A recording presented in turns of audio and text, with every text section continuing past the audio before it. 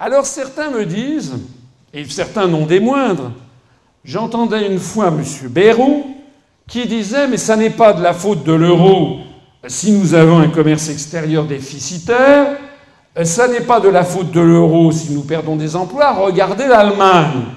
L'Allemagne, elle a l'euro, elle a un commerce extérieur excédentaire, donc c'est la preuve que l'euro n'y est pour rien, et c'est de notre faute à nous les Français. » Vous dites qu'il faut fabriquer à moindre coût. Non, ça n'est pas dans le moindre coût que nous obtiendrons la reconquête des marchés français. Est-il vrai que nous fabriquons à des coûts plus élevés que les Allemands, non. Par exemple? Non, non ou pas? Non. Là, il y a débat. Je vous dis avec l'UMP, une grande partie de l'UMP. Eh bien, moi, je vous dis, vérifiez les chiffres. Les salaires allemands sont aujourd'hui encore peut-être 1%, c'est très très peu. Disons, ils sont du même niveau que les salaires français. Donc, c'est la même monnaie, l'euro. Ce sont les mêmes salaires, simplement eux, ils fabriquent, ils produisent et ils exportent considérablement. Mettons-nous le chiffre en tête, je viens d'évoquer ces 75 milliards de déficit que nous avons, qui représentent 3 millions, l'équivalent de 3 millions de salaires annuels que nous allons apporter aux pays qui nous environnent. Les Allemands, eux, ils n'ont pas 75 en moins, ils ont 150 en plus, 150 milliards d'euros de bénéfices, d'excédents commercial. Vous voyez bien la différence entre les deux pays. Or, ils ont la même monnaie et ils ont les mêmes salaires. C'est le discours de M. Bayrou, c'est le discours d'un certain nombre de gens. M. Bayrou ferait bien de regarder ce que je vais lui présenter. Parce que comment ça se passe concrètement? Nous avons, par exemple, j'ai simplifié les chiffres, une Mercedes fabriquée en Allemagne qui se vend 100 000 €. Et puis, une Mégane Renault fabriquée, imaginons qu'elle soit fabriquée en France, elle est vendue 18 000 €. Et puis nous avons une voiture coréenne, une Hyundai, qui est la compétiteur de la Mégane, qui est fabriquée en Corée du Sud et qui est vendue 20 000 $. Alors, lorsque 1 euro égale 1 $, comme c'était le cas au moment où notre commerce extérieur était équilibré, eh bien, sur les marchés d'échange internationaux, sur les marchés internationaux à la grande exportation, la Mercedes qui valait 100 000 € vaut 100 000 $. Je ne parle pas des coûts de transport, etc. Je simplifie le schéma. La Renault Mégane, elle vaut 18 000 $. Et puis la Hyundai, je ne sais pas comment elle s'appelle, elle vaut 20 000 $. Bien. Alors, qui sont les acheteurs? Dans le premier cas, ici, c'est par exemple un Golden Boy de New York, ou bien un milliardaire saoudien, ou bien un tycoon de Hong Kong ou de Chine, ou une star d'Hollywood. Ils vont s'acheter la Mercedes 100 000 $. Et puis ici, vous avez un couple britannique, ou danois, ou canadien, qu'il soit dans la zone euro, peu importe. C'est un couple. Ils ont 2 enfants, ils hésitent pour leur acheter une voiture familiale, ils regardent leur compte, et entre la voiture française qui vaut 18 000 $, la voiture sud-coréenne qui est à peu près identique, eh bien, ils achètent la voiture française parce qu'elle est moins chère que la voiture coréenne. Vous me suivez? Je pense que l'exemple est clair. Alors maintenant, ça c'était pour 1 euro égale 1 $. Maintenant, nous prenons le même exemple, mais cette fois-ci, l'euro ne vaut plus 1 $, l'euro vaut 1,40 $. Si l'euro vaut 1,40 $, sur la grande exportation, la Mercedes ne vaut plus 100 000 $, elle vaut 140 000 $, puisqu'à l'origine, elle vaut 100 000 €, on multiplie par 1,4. La Renault, qui valait 18 000 € vaut désormais 25 200 $. Et puis la Hyundai, qui valait 20 000 $, vaut toujours 20 000 $.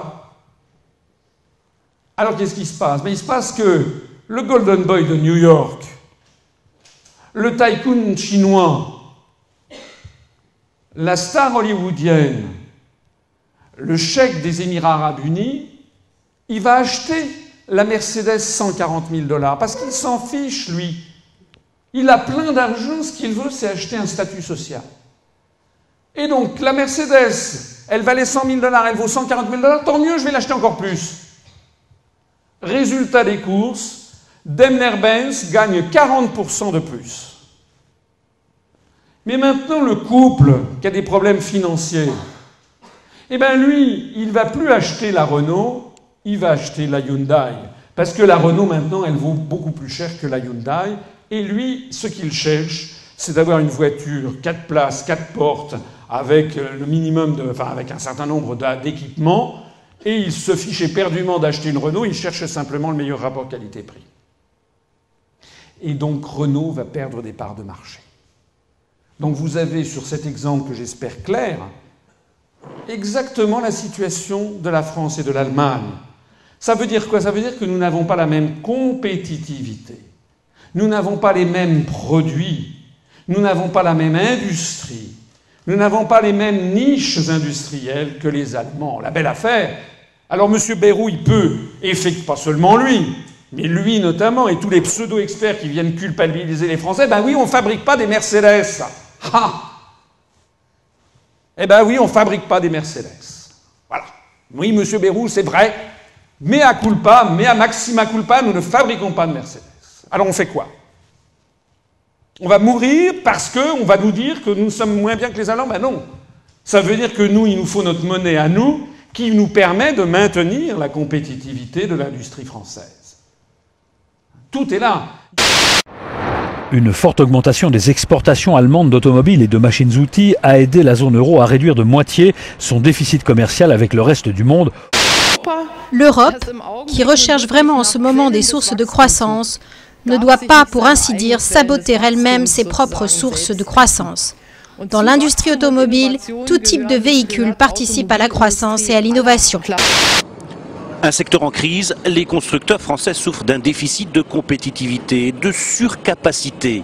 En France, les 12 usines françaises d'assemblage de PSA et Renault tournent en deçà de leur capacité. Leur taux d'occupation devrait être de 60% cette année, alors que le seuil de rentabilité se situe à 80%. Des voitures qui coûtent cher à la construction et qui se vendent mal.